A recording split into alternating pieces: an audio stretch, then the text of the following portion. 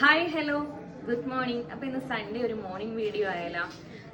കുറച്ച് അങ്ങനത്തെ വീഡിയോസൊക്കെ എടുക്കൽ വളരെ കുറവാണ് കേട്ടോ. അപ്പം നമുക്കിന്ന് കിച്ചണിൽ കുറച്ച് പണി കിടക്കാമെന്ന് ഞാൻ പറഞ്ഞില്ലേ. അപ്പോൾ രാവിലെ മുട്ടക്കറിയും ചപ്പാത്തിയൊക്കെയാണ്. അപ്പോൾ സവാള അരിയാൻ വേണ്ടി ഞാൻ വന്നതാണ്. അപ്പം ഞാൻ വെച്ച് വെളിയിൽ നിന്ന് എടുക്കാം.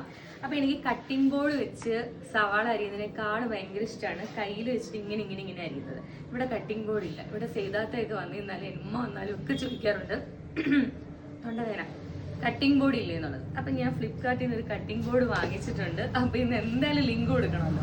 അപ്പം ഞാൻ ഈ കട്ടിംഗ് ബോർഡിൻ്റെ ഇതോടെ ഒന്ന് കാണിച്ചേക്കാം കേട്ടോ. പിന്നെ എന്താ വിശേഷം, അർജന്റീനയുടെ കളി നടക്കുകയാണ്. എല്ലാവരും ആ ആവേശത്തിരിക്കുകയാണ്. സൽമാനൊക്കെ വായനശാല ഇരുന്ന് കാണുകയാണ്. എന്താ നമുക്ക് നോക്കാം കേട്ടോ.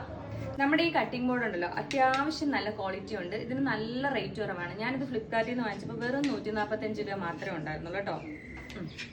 അപ്പൊ നമ്മുടെ അർജന്റീന സെക്കൻഡ് ഗോളും കൂടെ അടിച്ചേക്കാണ് അല്ലേ.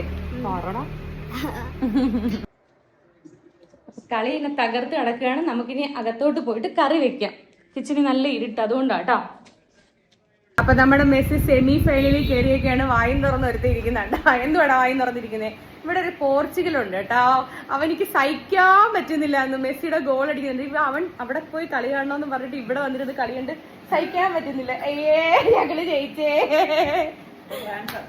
അപ്പം നമ്മുടെ രാവിലത്തെ ബ്രേക്ക്ഫാസ്റ്റ് കൈപുള്ളി കുഴപ്പമില്ല. നമ്മുടെ രാവിലത്തെ ബ്രേക്ക്ഫാസ്റ്റ് റെഡി ആയിട്ടുണ്ട്. അപ്പം ഇതൊരു രാവിലത്തെ മോർണിംഗ് വീഡിയോ. ബൈ.